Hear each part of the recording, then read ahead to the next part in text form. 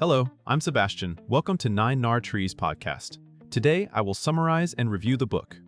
Mastering Metrics by Joshua D. Angrist is a practical guide to causal inference for readers who want to move from describing patterns in data to answering cause and effect questions. Written by a leading empirical economist, the book explains how to evaluate whether a policy, program, or decision actually changes outcomes rather than merely correlating with them. It introduces core tools used in modern applied research and evidence-based policy, translating technical ideas into intuitive examples drawn from education, labor markets, health, and social programs. Instead of emphasizing complex math, the book focuses on identification, the logic of credible comparisons, and the strengths and weaknesses of different research designs. Readers come away with a framework for judging study quality, spotting misleading claims, and designing better analyses. For anyone navigating data-driven arguments in business, government, or journalism, it offers a clear map of the most important methods behind trustworthy empirical conclusions. I will give you key takeaways from this book. Firstly, the credibility revolution and the centrality of identification. A core theme is that the hardest part of causal analysis is not computation, but credibility, creating a comparison that approximates what would have happened without the intervention. The book frames this as an identification problem, distinguishing causal effects from confounding influences such as selection bias, reverse causality, and omitted variables. It encourages readers to think in terms of counterfactuals and potential outcomes, even when the data come from messy real-world settings.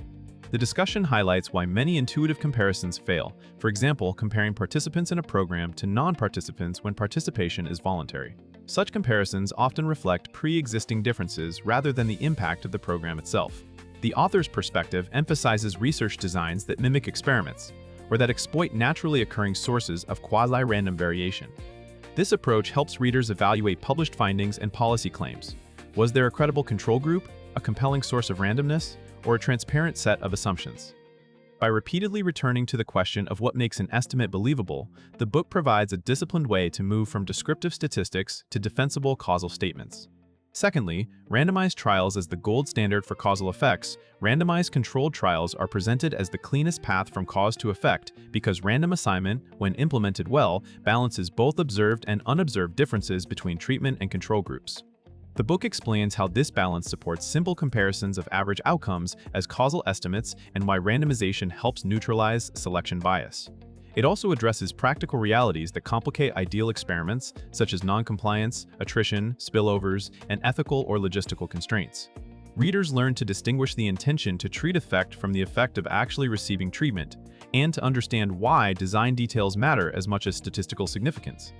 The treatment effect is framed as an average, and the book encourages thinking about heterogeneity. A program may help some groups more than others, and an average can conceal that. It also discusses how experiments generalize, cautioning that results from one setting may not transport neatly to another if institutions, populations, or implementation differ. Overall, the randomized trial chapter equips readers to interpret experimental evidence with sophistication, recognizing both why experiments are powerful and when their conclusions should be applied carefully. Thirdly, regression and the logic of statistical control. Regression is treated as a workhorse tool for organizing comparisons and adjusting for differences between groups. But the book stresses that regression does not automatically create causality. Instead, regression is a way to formalize the idea of holding other factors constant, producing adjusted comparisons that can be meaningful when the identification assumptions are plausible. The book explains how to interpret coefficients as comparisons between similar units, conditional on included controls, and why functional form choices, measurement error, and omitted variables can still distort conclusions. It also clarifies common misunderstandings, such as equating high R² or many covariates with credible causal inference.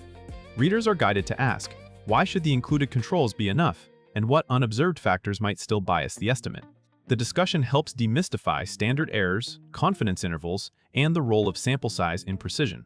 By presenting regression as a tool that supports a research design rather than a substitute for one, the book encourages careful model building rooted in real-world knowledge of how selection happens. This perspective allows readers to use regression responsibly and to recognize when a regression-based claim is likely to be fragile. Fourthly, instrumental variables for hidden bias and endogenous choices. When individuals or firms choose treatments based on information that also affects outcomes, even rich control variables may not remove bias. The book introduces instrumental variables as a strategy for recovering causal effects using a source of variation that shifts treatment but is otherwise unrelated to the outcome except through that treatment. It emphasizes the two key requirements: relevance, meaning the instrument changes the likelihood of treatment, and exclusion, meaning the instrument does not directly affect the outcome. Readers learn why these conditions are demanding and why instruments can be controversial if the story behind them is weak.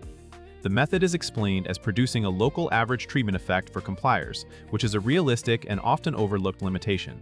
The estimate applies to those whose treatment status is changed by the instrument. This is not a flaw, but a feature that requires careful interpretation. The book also discusses diagnostic thinking, such as considering weak instruments and the sensitivity of results to alternative specifications. By connecting IV to real policy and economic examples, it equips readers to understand when instrumental variables add credibility and when they risk becoming an exercise in wishful thinking. Lastly, natural experiments, difference in differences, and regression discontinuity. Beyond randomized trials, the book highlights quasi-experimental designs that exploit policy rules, timing, and thresholds to approximate random assignment. Difference in differences compares changes over time between treated and comparison groups, relying on the parallel trends assumption that the groups would have evolved similarly absent treatment. The book explains how to make this assumption more plausible through design choices and robustness checks, and why anticipatory behavior or concurrent shocks can threaten validity. Regression discontinuity uses sharp cutoffs, such as eligibility thresholds, to compare units just above and just below a rule, often yielding highly credible local effects near the cutoff. The book clarifies why RD is powerful when manipulation is limited and why bandwidth choices and graphical inspection matter. Natural experiments, more broadly, refer to situations where external events or institutional rules create as-if random variation. But the book warns that the as-if random claim must be defended with evidence and context. Together, these approaches expand the reader toolkit for causal questions when experiments are infeasible, and they provide a set of design-based lenses for assessing whether an empirical claim deserves trust. In conclusion, this book is best suited for readers who want to reason clearly about evidence, including undergraduate and graduate students in economics, public policy, sociology, political science, public health, and data-oriented business roles. It is also valuable for journalists, managers, and policy professionals who must evaluate research claims without becoming full-time statisticians. The main benefit is a durable way of thinking. Instead of asking only whether an estimate is statistically significant, readers learn to ask whether the comparison is credible and what assumptions connect the data to a causal story. That shift improves decision-making, from selecting programs to interpreting reports and A/B tests. Compared with many introductory statistics or econometrics texts, this book stands out for its design-first orientation and its emphasis on real-world identification strategies that dominate modern applied work. It also helps readers communicate better because it gives a shared vocabulary for explaining why a study is persuasive or weak. If you want a concise, readable, and practically minded entry point into causal inference methods used in contemporary research, it is a strong purchase. If you would like to support Joshua D. Angrist, you can buy the book through the Amazon link I've provided in the podcast description. After reading the book, please let me know what you think and share your thoughts. See you around.